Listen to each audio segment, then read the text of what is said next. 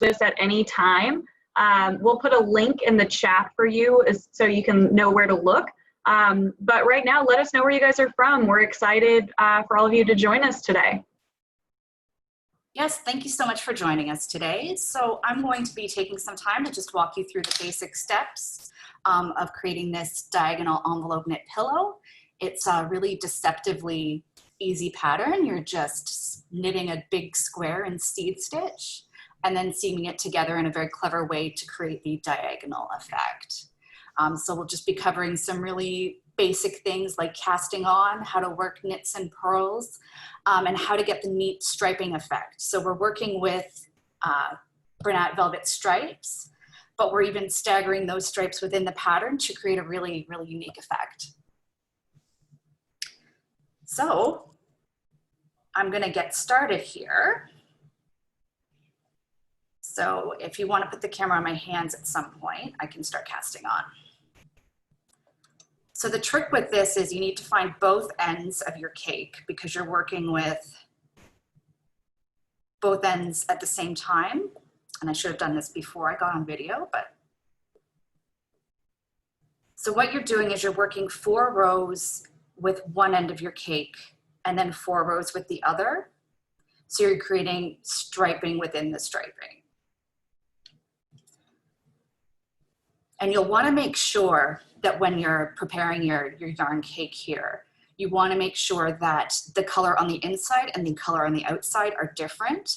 If they're not, you'll have to set aside a portion of either the outside of the ball or the inside to use up later, because you want to have different sections of the stripe interacting as you alternate your rows. So one of the great things about this pattern is it's a 1-row stitch repeat. It's seed stitch and it's worked over an odd number of stitches. So every row is knit 1, purl 1, knit 1 to the end, which is great. We always recommend that you start out with a gauge swatch, and I've done one here, just to be sure that I'm using the right needle size for my tension. And I've gotten the recommended, it's 12 stitches and 17 rows. So we do suggest that you do a gauge swatch before starting your actual project. You can always frog this later and reuse the yarn for your project. So for those of you that are really new, I cast on about 20 stitches here and knit until I had 4 inches and then just counted the rows and counted the stitches. For this project though, gauge isn't 100% critical. If you're a little off, that's okay. You can just keep working to the correct size.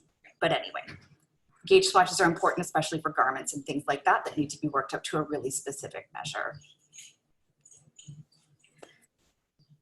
So for this pattern, as I mentioned, it's worked over an odd number of stitches. So you'll begin by casting on 83. I'm not going to cast on the full 83, I'll just cast on an odd number. But when you are casting on a lot of stitches, it's always helpful to have stitch markers handy so that you can place a marker every 25, 20 stitches, whatever number works for you, so that you can do a really quick recount and not have to manually count everything every time. My preferred method for casting on is long tail. And so you do that by measuring about 10 inches of yarn for every 20 stitches you'll be casting on. And you have your tail on one side and then the part that's feeding into your ball of yarn on the other. I also don't start with a slip knot because I find it produces a nicer result if you don't. I just fasten it there with my finger, with my tail here, my yarn attached to the ball there. And you put your hand into this kind of slingshot positioning. And so you pick up the outer loop from your thumb and loop it under the part with your index finger. So under the thumb, around and over.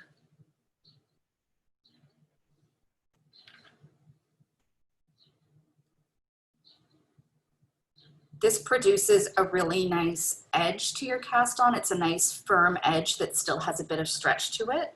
So when you're doing the seam to create the diagonal effect, you're working into a really firm edge when you're seaming it, which produces a nice result.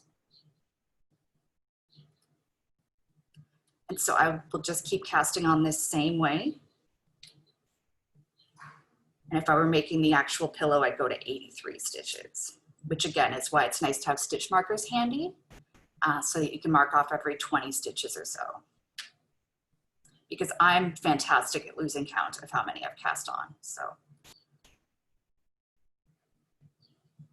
And this is my go-to cast on for almost everything. It's really versatile. It's a nice tidy edge, as I mentioned. And it's really fast to cast on this way too. And once you've got it in your muscle memory, you'll never forget.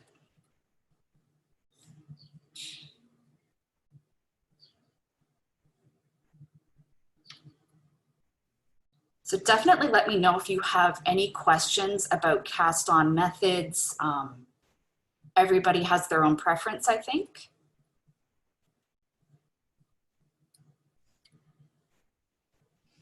I know I was taught with long tail, and I wasn't even aware until maybe 4 months ago that there was other ways to cast on. Yes. Yeah, I find long tail is good for just about everything. Like it's a great tool to have. The only other cast on I'll do is I'll do a German twisted cast on. If I'm doing socks, it's a little bit stretchier, but if you have long tail, that's pretty well all you need. Okay, so now let's see how many I've cast on here. 3, 6, 12, 18, 18, 21, 24, 27, 30, 34. So I'm gonna go to 35 just to get an odd number. Again, for the pillow, you'll cast on the full 83 stitches, but I'm just working up a smaller sample today. And I'm going to do my first row of knitting from the outside of the cake.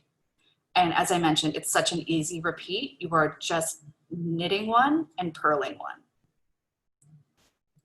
and alternating back and forth.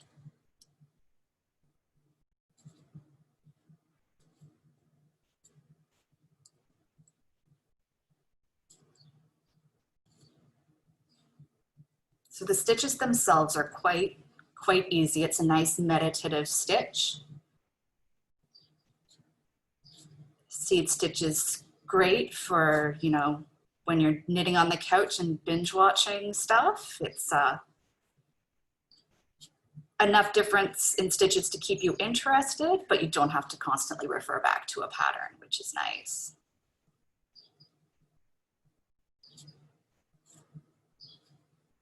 And so you'll notice here too, I'm working with a circular needle, and that's just my preference. I pretty much knit exclusively with circulars.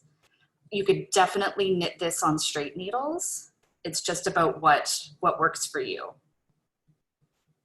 Especially when doing video, I like circulars because you don't have the ends of the needles clacking on the table.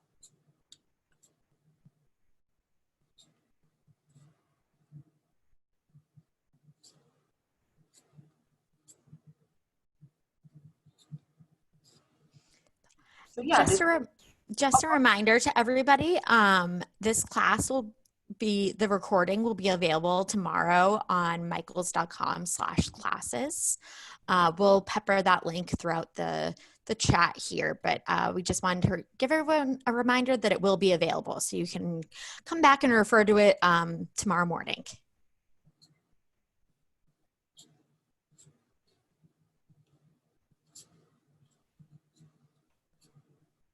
And feel free, if you have any questions, let us know in chat. You can just shout them out at any time here in the chat.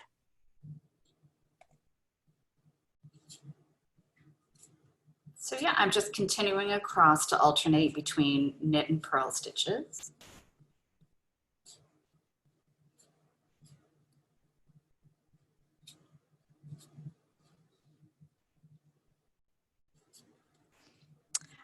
But we have a question here about substituting other yarns. So obviously, I think you could make this in any yarn. Absolutely, yeah. The pattern itself is a really simple principle. Again, it's just a very large square worked in this seed stitch. So you could pretty much do this with any yarn you wanted. The perk of Bernat velvet stripes is we're getting a really nice striped effect that we're adding onto by alternating working from the inside and the outside of the ball. But you could do that same thing for, you know, any sort of cake yarn really that has a striped effect. And so all you'd have to do is make adjustments for number of cast on stitches if the gauge were different. But yeah, you could substitute yarns for sure.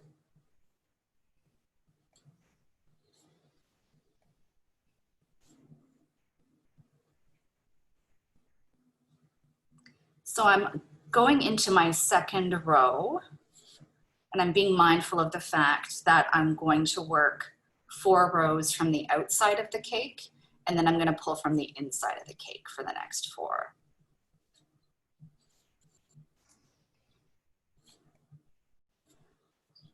And because I've cast on an odd number of stitches, my seed stitch pattern is the same every row. It's knit 1, purl 1 to the end of the row, ending on a knit 1.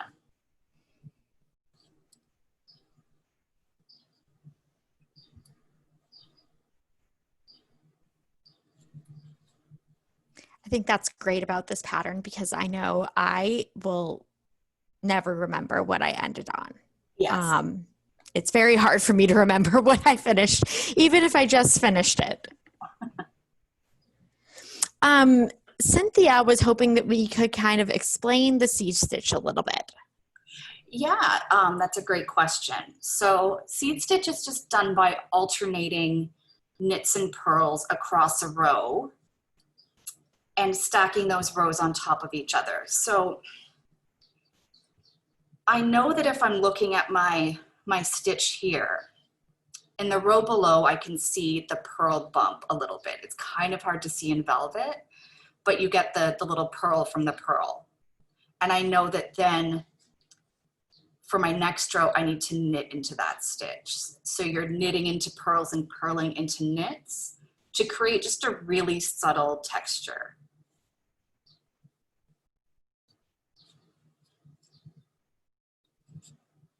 It's a really great stitch, especially because once it's knit up, it lies flat. It doesn't curl like stocking stitch, which means it's great for, you know, hems and cuffs and things and pillows, obviously, because you don't need to border it with any other stitch to get it to lie flat.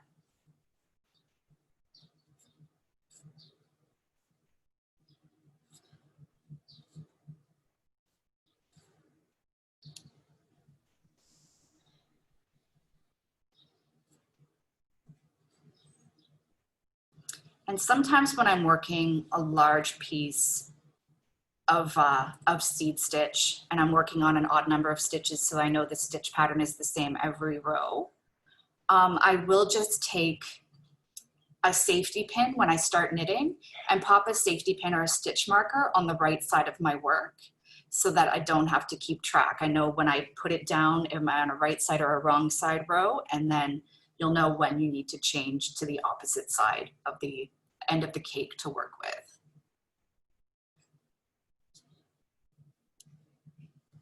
So I'm getting into the third row and just knitting and purling.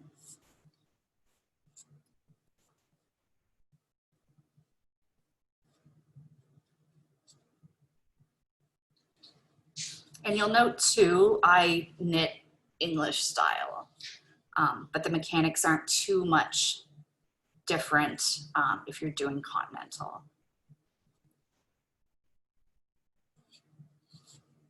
And for any of you crocheters out there who are thinking of breaking into knitting, I definitely recommend trying out continental before English, because I find that continental knitting is a great transition from crocheting to knitting because the mechanics are so similar.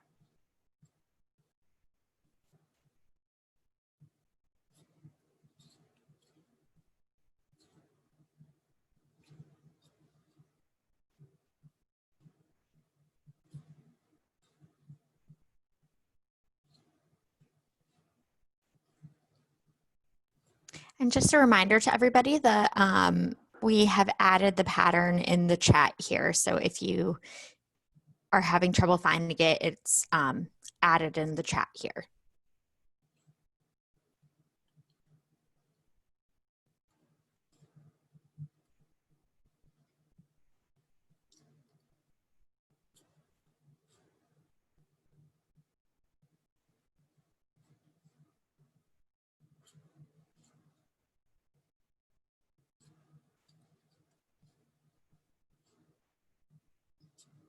One of my favorite things about this pattern though is how simple it is, but it's got such a visual impact to the finished product just because of the way the striping's done and the way that you construct the seaming at the end to make it look diagonal. It's really, really clever. I love projects that are deceptively easy.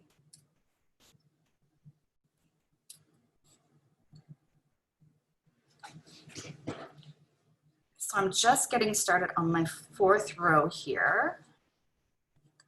And after this row, I'll work from the opposite side of the cake.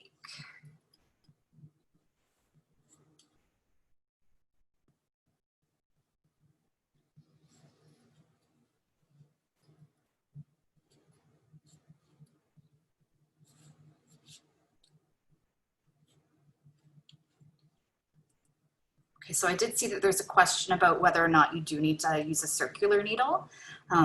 You really don't. I just prefer a circular needle. It's easy to demonstrate with a circular, but you can do this on straight needles, no problem.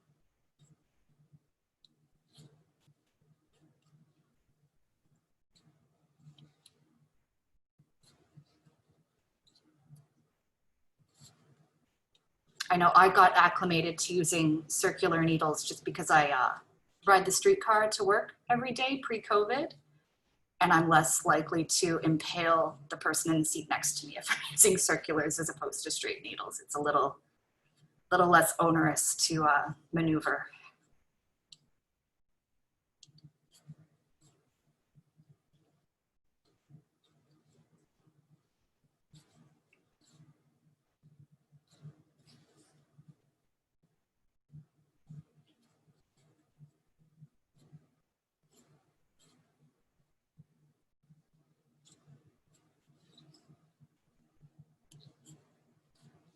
Okay, so I'm just finishing this 4th row. And even though I am doing a smaller sample, it's working up really quickly, which is great.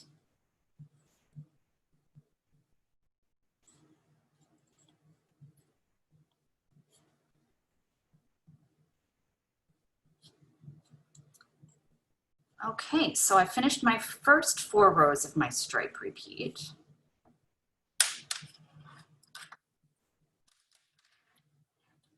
And I'm going to start working from the center of the cake now.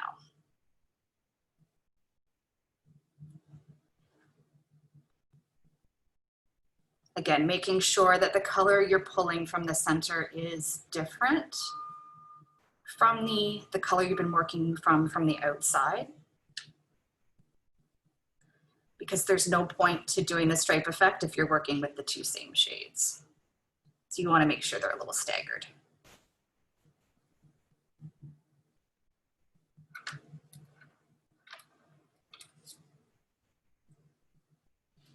So yeah, I'm just going to pick up this gray end and proceed as I was with the rose pink.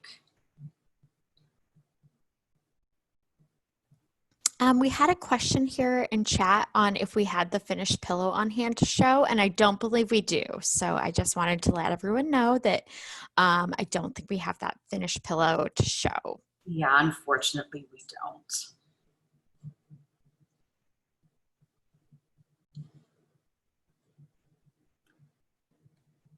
And so you might find too that when you do your color switch, your stitches at the beginning of the row are a little loose. You can just manually tighten those up by tugging on the tails a little bit.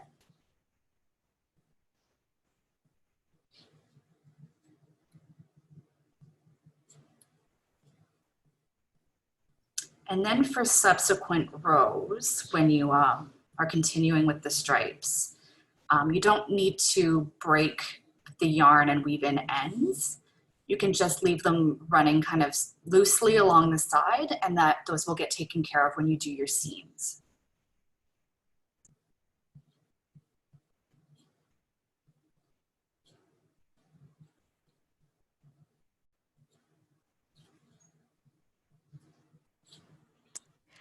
Natalie wanted to know, can we slip the first stitch, or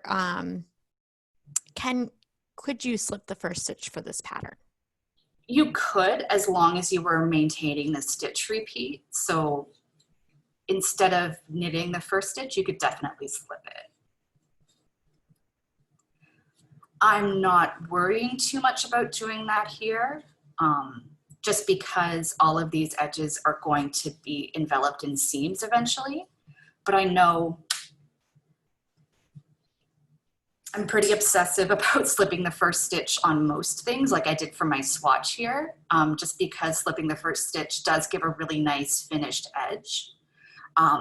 If you have an edge that's going to be raw and exposed. Because your first stitch, usually the tension is a little looser, by slipping it, it just gives it a more uniform appearance. For this pillow though, it's up to you, again, as long as you're maintaining the stitch pattern, but since these are all going to be seamed together, it doesn't matter too much whether or not you slip it.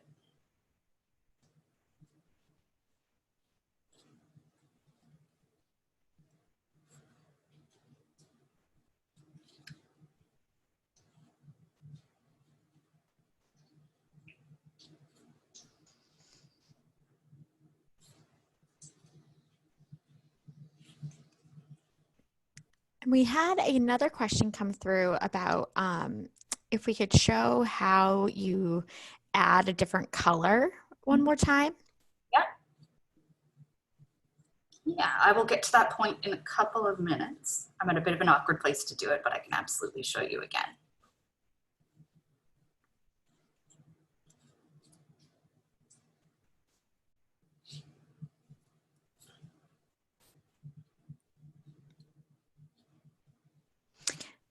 Yep, and Cynthia wanted to see if we could explain how to put the pillow together, and I'm assuming we'll definitely get there. Yes, yes, absolutely. Perfect. Yeah, because the unique method of seaming the pillow is what makes it really interesting, I think.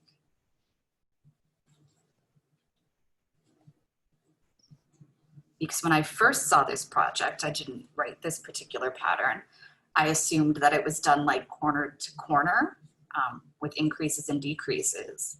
But the designer of this pattern was much smarter than I am and just did a straight up square and brought that interest in through the seaming method, which is very smart.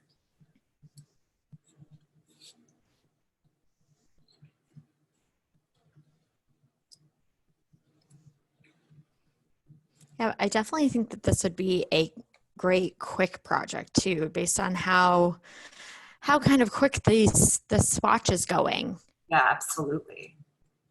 It'd be a nice quick stitch. Mm-hmm. And it's such a nice yarn to work with.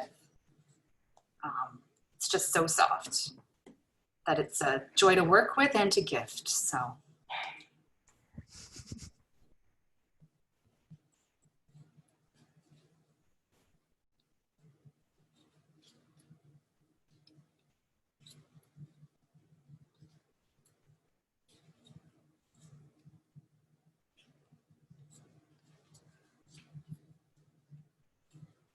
So this stripe effect is created, again, by working with two ends of the same cake.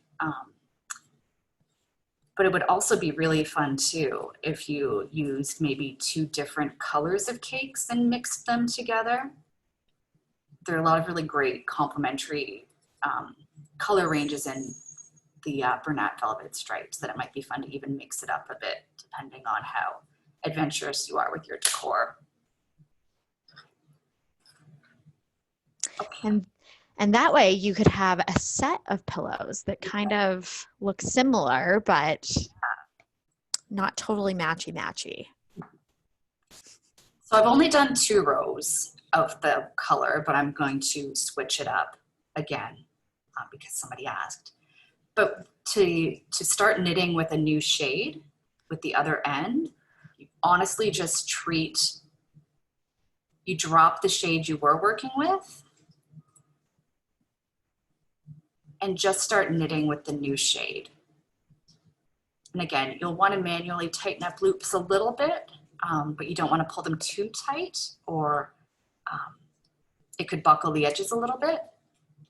But yeah, you really just start knitting with it. Keeping an eye on tension for the first couple of stitches, but then once you're into the row, the yarn will have kind of seated itself and it just maintains tension like it would with normal knitting.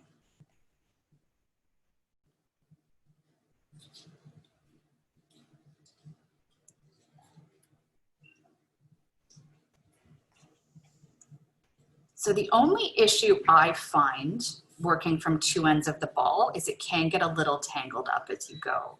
So when I've done projects like this in the past for my own personal use, what I usually will do is if you have a ball winder and a kitchen scale, I'll dissect the ball and wind it into 2 separate balls so that I can keep them separate and untangled. And so I just use the kitchen scale to make sure I've divided it evenly into 2 different cakes.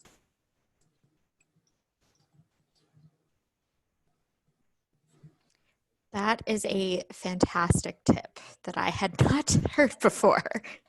Would have saved me a couple of headaches at points down the road.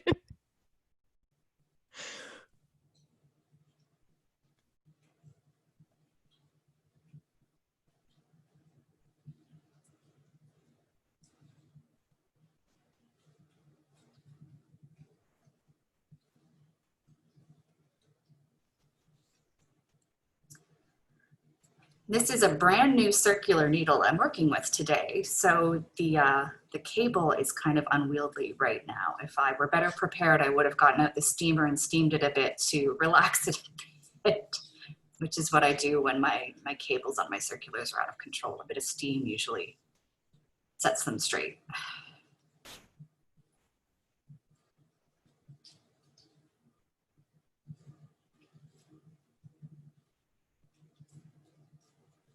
That's a fantastic tip. I know Belinda mentioned in chat that she finds circulars are great when you have a lot of stitches, especially a blanket. So that way the weight Yes. is hanging off the needles, Mm-hmm. is less on the needles to hold, but more in your lap.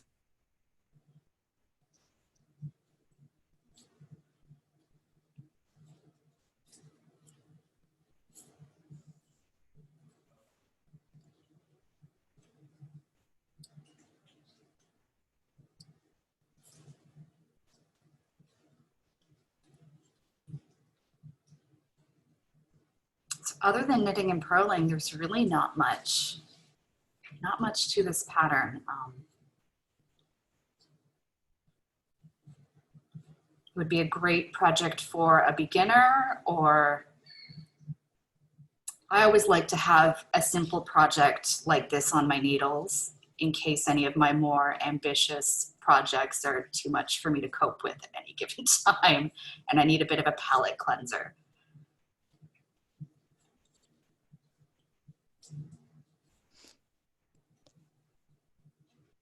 That's a great tip. And this project only uses 1 ball, right? Yeah.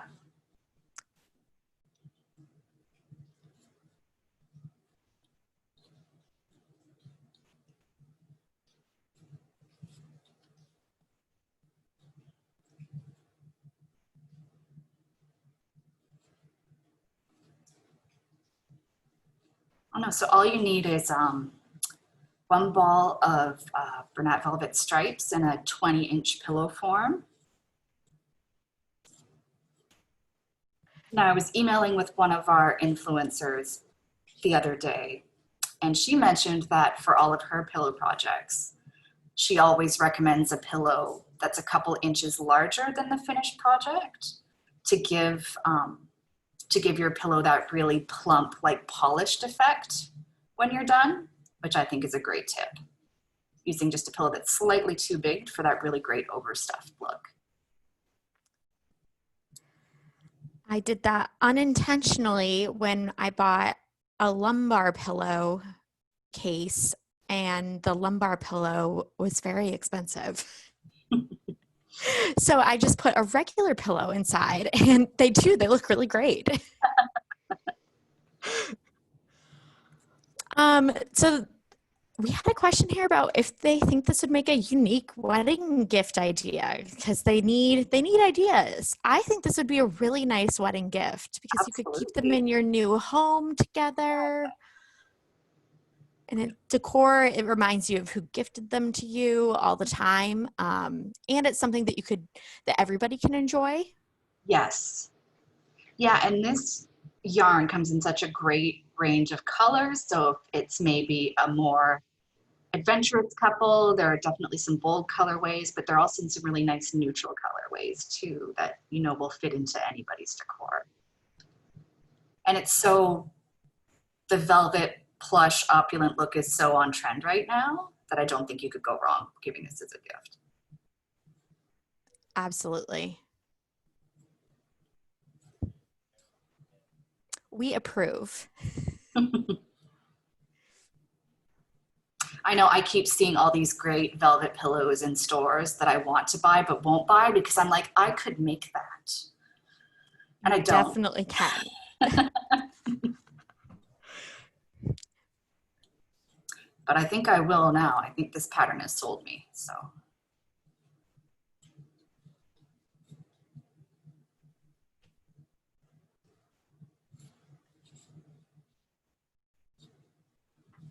Cynthia wants to know if you could make this smaller. Yeah, absolutely.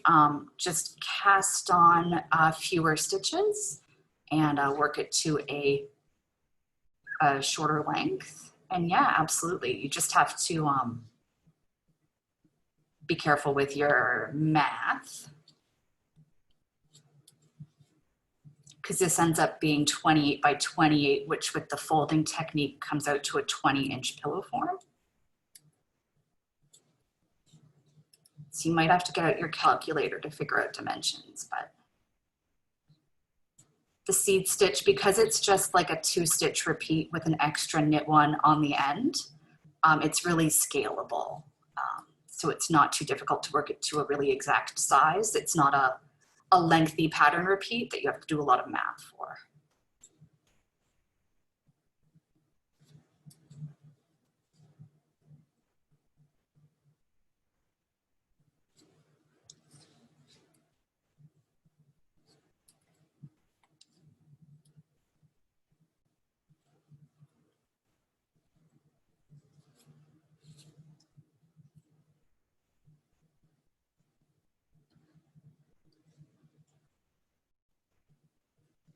So yeah, this is working up so quickly.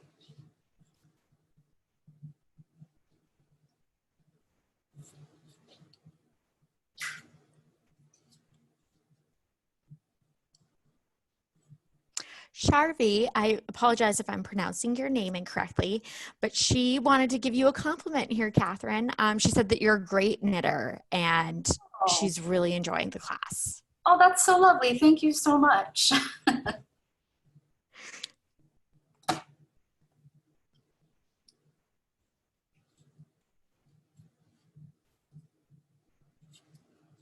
Yeah, this is the most relaxed tutorial I think I've ever done. This pattern is just so soothing and it's really satisfying to work up.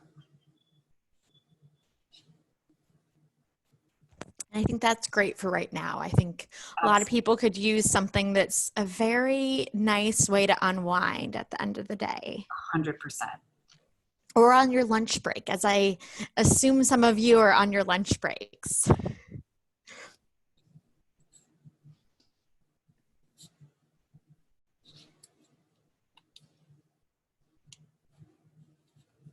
And I just love knitting with this yarn. It's so nice to work with. It's so soft. And are you knitting with bamboo needles right now? Yes, these are bamboo needles. Okay, I know we talked in, I believe it was last week's class, about that sometimes some people can find with metal needles and velvet that it's can be a little too slippy. Yes. Yeah, the bamboo definitely gives you a slightly better purchase on the yarn. Like there's a little bit more friction, which is great. That's can definitely be a problem for me that I've found. My stitches definitely, I've been stitching with really fluffy, soft yarn before, and then all of a sudden my whole project is just off the needle when I'm not paying attention. So I know I switched to bamboo needles on my most recent velvety project, and it was definitely more helpful. Yeah. Yeah, I like metal needles for any yarn that's maybe a little bit toothier or a little stiffer, like for a wool that's got a lot of texture to it, or for cotton I like metal, but then I really prefer for slicker yarns a wood or a bamboo needle.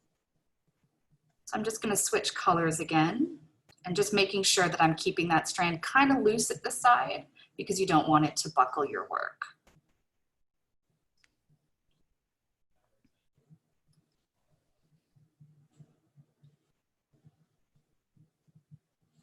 And in the full size of the pattern, we're carrying our yarn up the side throughout, correct? I would, yeah.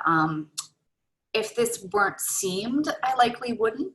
But since you are sewing everything up at the end, I think it's a great way to not have to weave in as many ends. Absolutely. I definitely agree with that.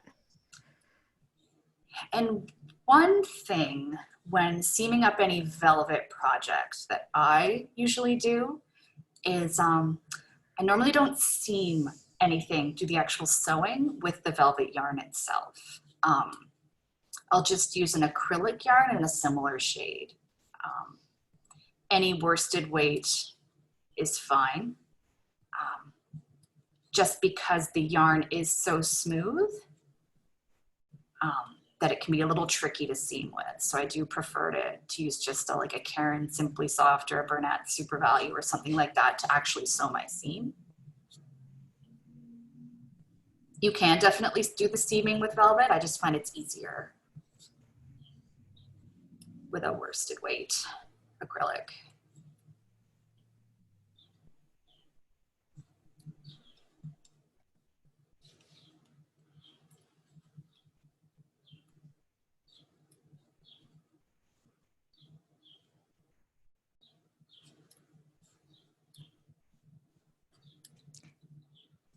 If anyone has any questions, feel free to ask them in chat here and we'll make sure we get to them. That's a great tip about seaming with an acrylic yarn. Do you have any tips on seaming to where your edges aren't so bulky? It's just about choosing your stitch, I guess. Like there are all sorts of different seaming stitches you can do.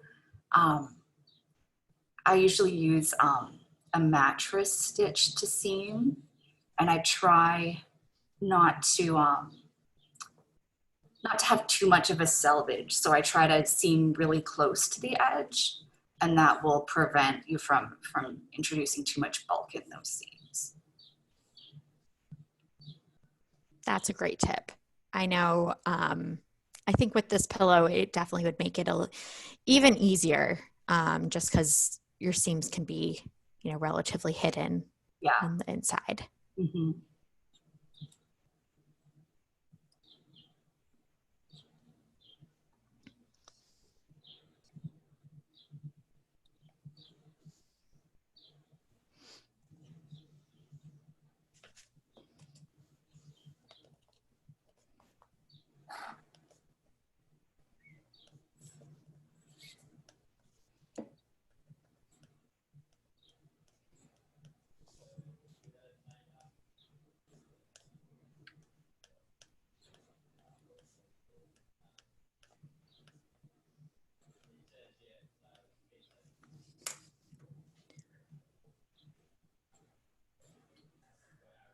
And the only thing you really need to be mindful of, especially if you're a newer knitter, is that when switching from your knits to your purls, that you're bringing your yarn to the correct orientation underneath your needle.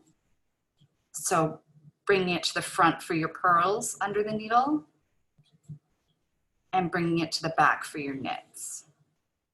Because the danger is if you bring it over on top of your work, you're going to create a yarn over and you're going to have extra stitches and your stitch pattern's not going to work anymore. So just be mindful when switching the positioning of that yarn that you're doing it under the needle and you aren't inadvertently adding stitches.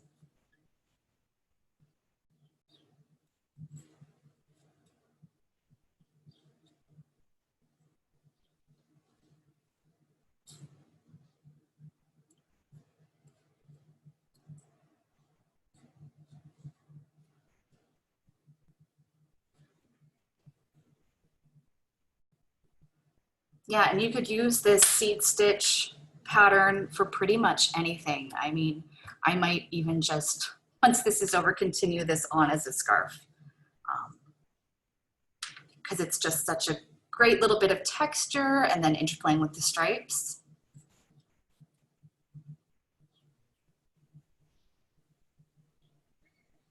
It's one of those old classic stitch patterns that never goes out of style. That's a great idea for someone who doesn't want to have to frog their gauge swatch. Yeah. They could just keep making it into a scarf. Yes, absolutely. I always try to be clever too when I'm doing my gauge swatch because I'm a very reluctant swatcher. I, like everybody else, want to get right into the project. So I know if I'm doing a gauge swatch for the sweater, I'll try to make it one of the pockets or something. That is a great, that's a great word, repurposing.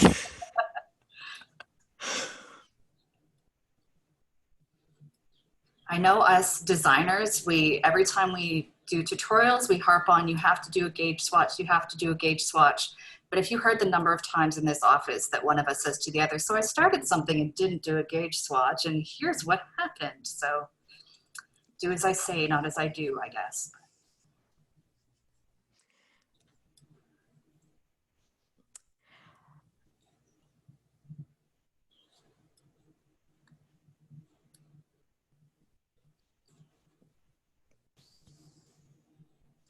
Catherine, I will say that I think your bandwidth has gotten a little low, so the video has shrunk down. So I just wanted to let everyone know that that's what I'm experiencing it as well. So it'll just be a little harder for us to see the stitches at this point. But I think we're getting closer to the end anyway. So I just wanted to let you know.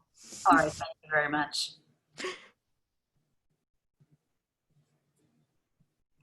I know I even came into the office today because I figured the internet would be better here, so. I think internet land it's the Wild West right now. Absolutely.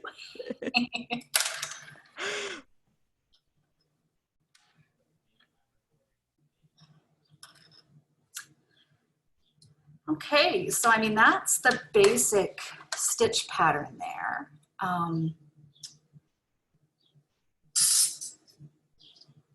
I should have prepared a little sample for how to seam it actually, because it's the seaming that gives it the diagonal effect, right? Just gonna grab another square thing off my desk. So say this was your finished square that you've knit up. What you're going to do is fold all of your points into the middle and sort of sew these seams here first and then insert your form and sew it closed. So that's the general principle of the seaming. There's a diagram on the pattern, which is pretty straightforward. But yeah, that's how you get everything to look kind of offset. It's just by this envelope construction. at the back of the pillow. So that's maybe the only thing that might take you some time to wrap your head around, but once you start seaming that around your form, it should be really clear. And it is on the back of the pillow, so you can use whatever method of seaming you're comfortable with will be fine. Again, I like mattress stitch, but for the first couple of seams before you insert your form, you could do it with the right sides together and just whip stitch it even. So.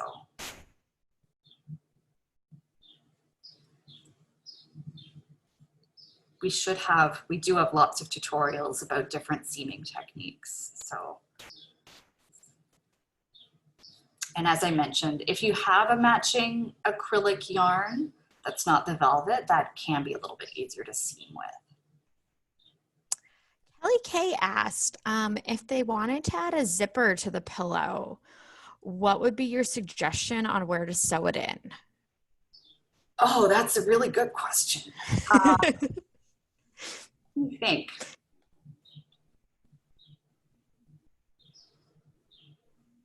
Yeah, I guess what I would do would be kind of sew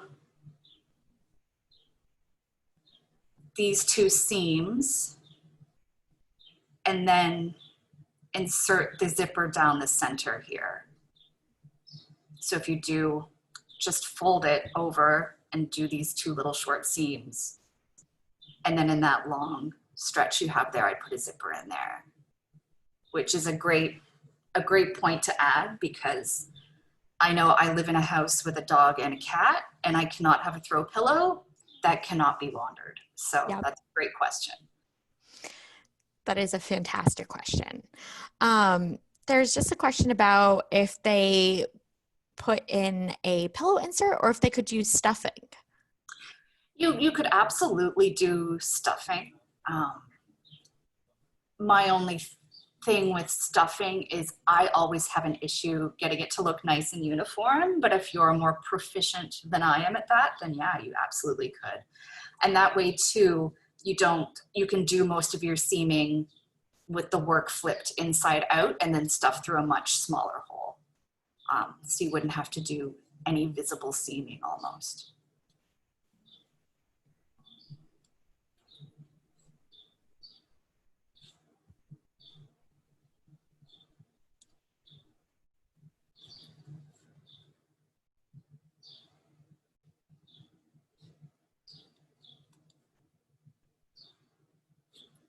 It's a testament, though, to how easy this pattern is, because I've talked for the last 50 minutes and I haven't lost my place.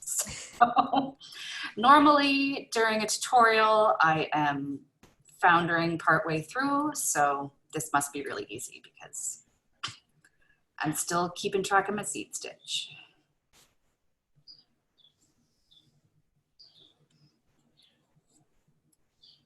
That's fantastic.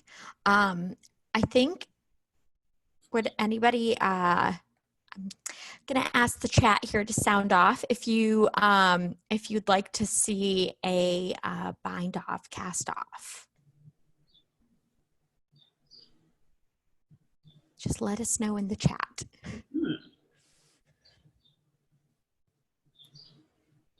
Well, I might as well, because I've got a little bit of time left.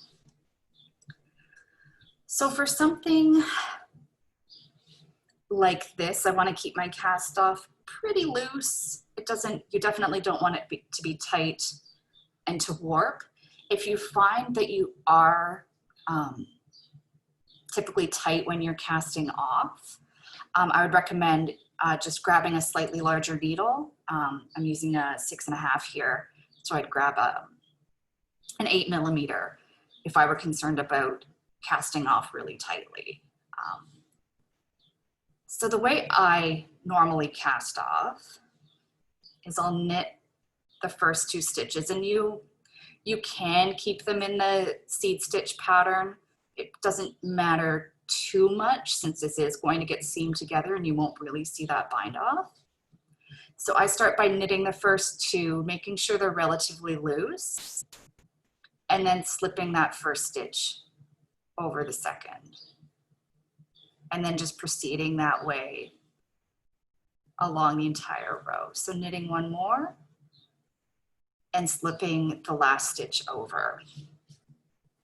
And this I find with binding off with something like velvet, you definitely helps to be on bamboo needles instead of metal, and that way you don't end up skipping stitches or having things sliding off that shouldn't be sliding off.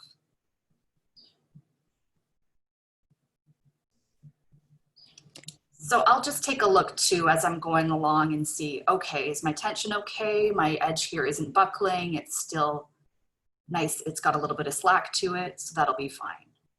But if you do find it's tight, just put those stitches back on the needle and grab a larger needle to cast off with.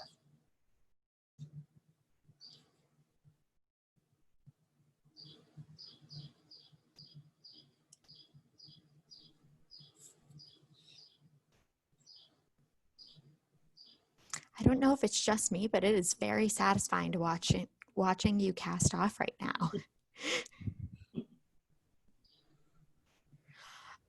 Megan wants to know if your edge was going to be seam, would you have to do knit and purl while you're casting off, or still just knit cast off?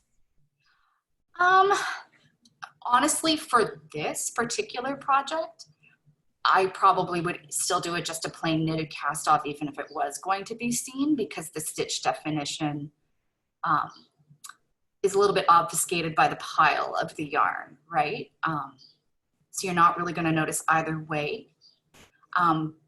You definitely could though, and if it were a yarn with really great stitch definition, I'd be inclined to cast off and pattern. It's not so important for something maybe like seed stitch, but if you're doing like ribbing on a cuffs or collar and it's worked in a K2, P2 rib, you definitely want to cast off and pattern for something like that.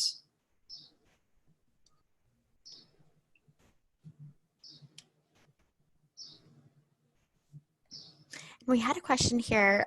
So your finished square measurement will be 28 by 28, correct? That's correct, yeah.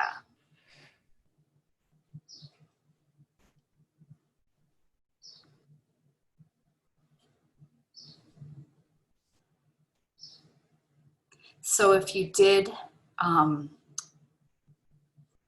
want to do a different size of pillow, I guess you'd have to get out your calculator and remember your Pythagorean theorem and do that math yourself. I know I can't help you there.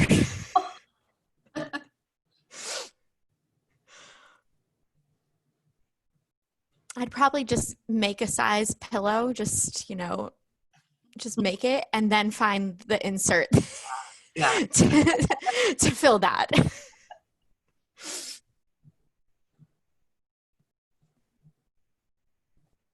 I hope my dad isn't watching this video because he's a high school math teacher and he'll be very disappointed. Cindy, Cynthia says she's got this. She has a degree in math. Awesome. Way to go, Cynthia.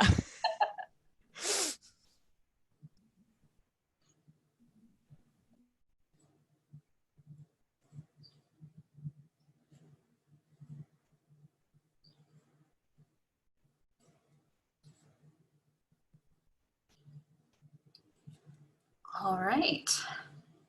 So I'm coming to the last stitch here. And so when you have one stitch left, you'll just break your yarn and draw that through.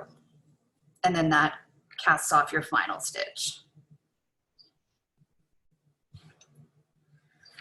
And that's pretty much everything you need to make this diagonal envelope pillow. Awesome.